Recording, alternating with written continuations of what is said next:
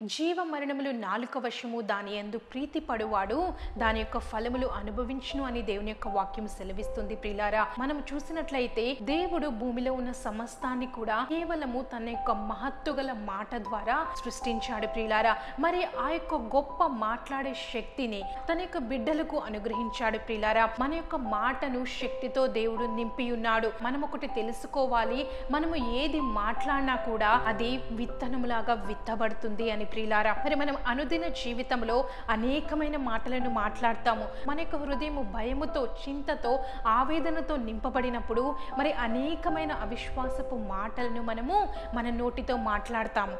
కానీ దేవుని యొక్క వాక్యం సెలవిస్తుంది ప్రియులారా, మనము జీవమును మాత్రమే మాట్లాడాలి అని.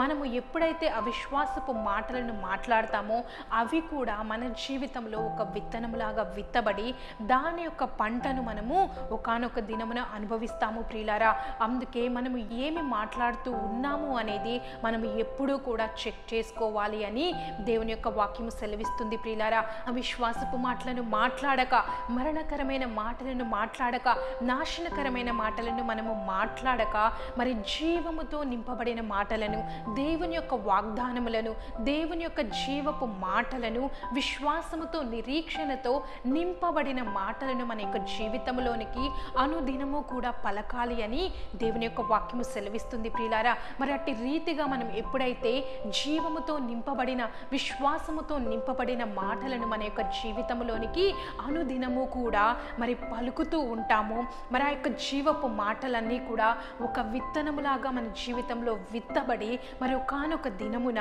మనము ఆ యొక్క విత్తనములో ఉన్న ఫలమును, జీవాన్ని, ఫలాన్ని మనము అనుభవిస్తాము. ప్రియులారా, దేవుని యొక్క వాక్యాన్ని మాట్లాడకుండా అవిశ్వాసంతో కూడిన మాటలు, భయముతో కూడిన మాటలు, నా జీవితం ఏమైపోతుందో అనే సందేహముతో కూడిన మాటలను మనం ప్రతిరోజు పలుకుతూ ఉన్నట్లయితే మరి మనం జీవాన్ని అనుభవించలేము. ప్రియులారా, నీ జీవితంలో నీవు మార్పుని చూడాలి అనుకుంటే, నీ జీవితంలో నీవు జీవాన్ని అనుభవించాలి అనుకుంటే, నీ జీవితంలో దేవుని యొక్క వాగ్దానముల యొక్క ఫలములను నీవు అనుభవించాలి అనుకుంటే, వాగ్దానములను నీ జీవితంలో విశ్వాసముతో పలికి ఒక విత్తనములాగా వాటిని విత్తుకొని వాగ్దాన ఫలాన్ని మనము చూడాలి అని, వాగ్దాన ఫలాన్ని మనం అనుభవించాలి అని దేవుడు ఆశపడుతూ ఉన్నాడు. ప్రియులారా, ఎవరైతే యొక్క జీవమునందు, ఎవరైతే యొక్క వాగ్దానములందు ఆశ కలిగి ఉంటారో మరి దేవుడు తెలియచేస్తూ ఉన్నాడు, విశ్వాసముతో, ఆసక్తితో నీ యొక్క నోటితో విశ్వాసముతో పలికిన ఎడల ఈ యొక్క వాగ్దానం యొక్క నెరవేర్పుని